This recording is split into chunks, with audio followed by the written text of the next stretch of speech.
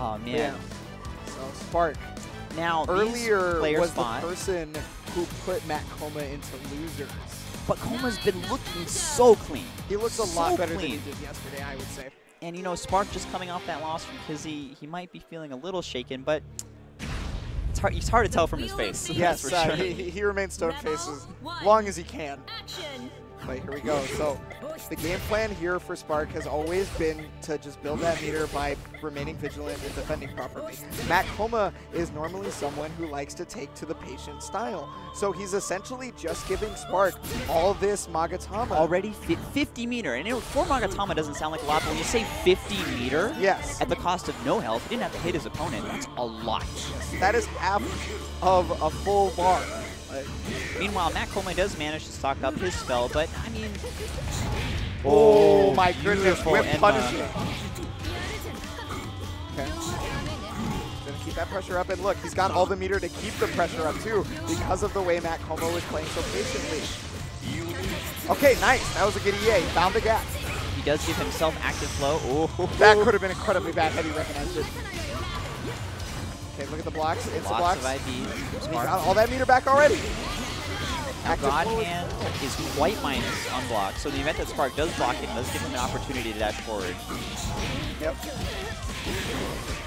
It's not going to kill, but this leads to the situation that could be it. It doesn't tech.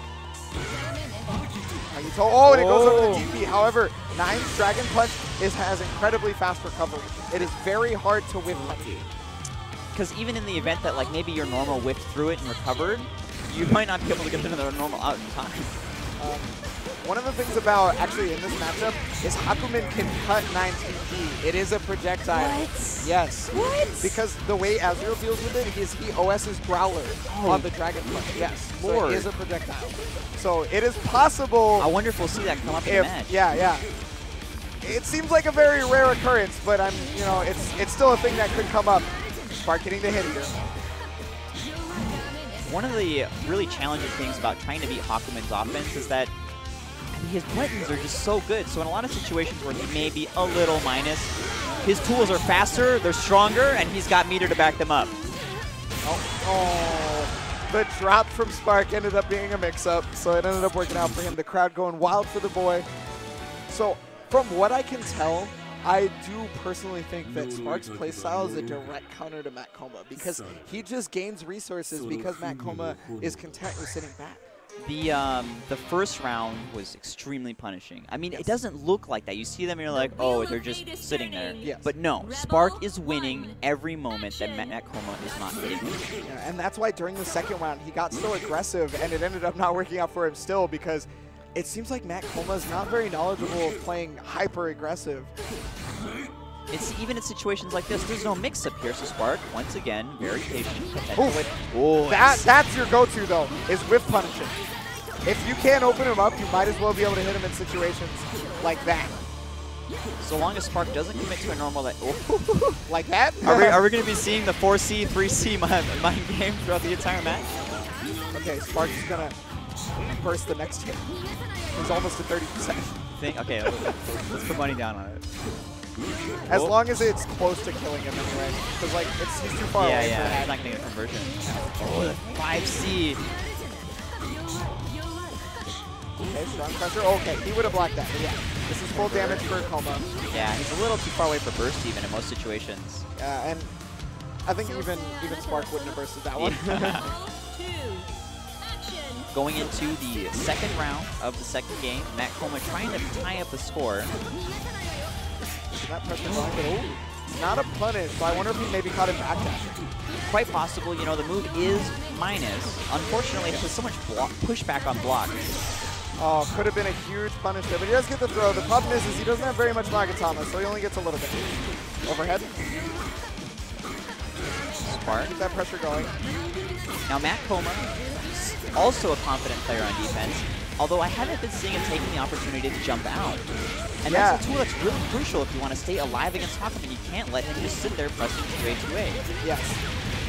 There is a gap, and you cannot let him just get press frames running all day.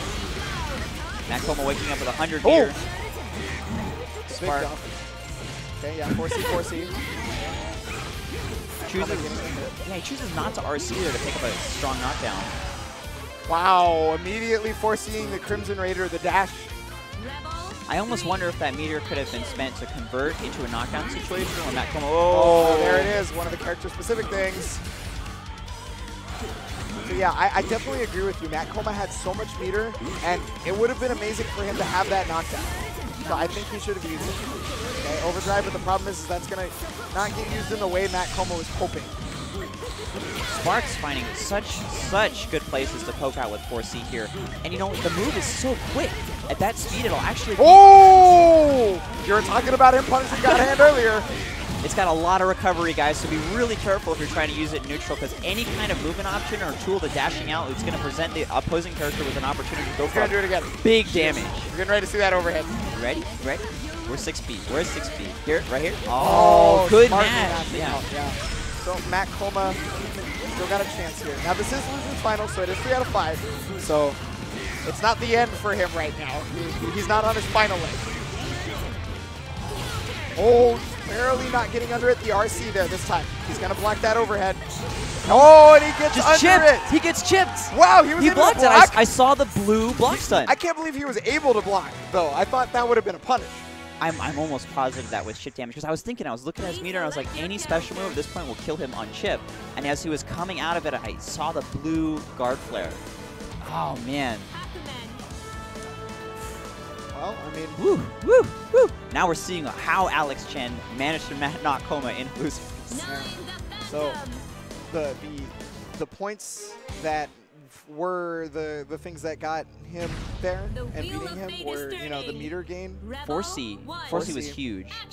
And just Matt Coma, I think, in order to win this matchup, needs to stick to some of the more universal tools. You know, barrier to keep Hawkman out, force him to use meter to stay in, and throw to keep Spark guessing. Ooh, the fuzzy. Yes. Oh man, I'm surprised they didn't cut that one actually. Yeah, you know, Spark has actually gone to the throw very little in this set, from what I've noticed. So, I mean, maybe he's saving it for this game right here. When it's least expected, when it's hardest to adapt to. Where's the rock? Oh, yeah, I like that use of it in neutral to keep him in the corner. Knew he was going to attempt to jump out, yeah. Spark is so content in his game plan right now. Oh, but he gets overheaded. Yeah, 30% bursted. Coma going to get in there, get some more conversion off this. Now he has. I don't know if the super kills without OD. We'll see. Oh, he's got a spell stocked up, so... Oh, does a little more damage with the spell? Yes. Oh, is that with the fire? Was it the middle of the spell? Oh, that's interesting. So if he has 2 spells stocked up, it does maximum damage. And 1 spell is like a little over, you know, it's like 100% is no spells, 150 is 1 spell, you know, 200%. Oh, that makes sense. Yeah. So, you know, I didn't realize at first that he had the spell stocked up, so I didn't think it would kill, but... Matt Coma round up, struggling to get some form of point up against Spark.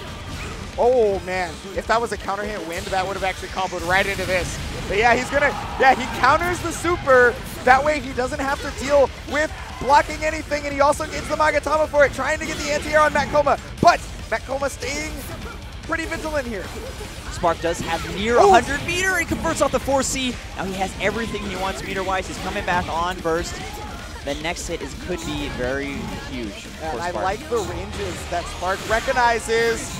Active flow from the throw puts him into quite an advantage on offense. Going to spend his meter on a Gito here to secure some knockdown.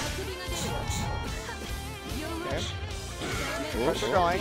Really liking that rising jump 2C, because it kind of leaves them in an ambiguous, like, whose turn is it situation when he hits the ground. Yes. It's a big normal, too. If it counter hits, he is going to town. It's a situation like this where, you know, quite possibly Matt Coma could... Oh! That was an important Dragon Punch. So it's not technically a real Dragon Punch. It's more of an anti-air. It's just, it's more of an anti-air. It's head invulnerable. You know, and there's that character. Oh my god! I can't believe he dashed through it! And Spark is on tournament point!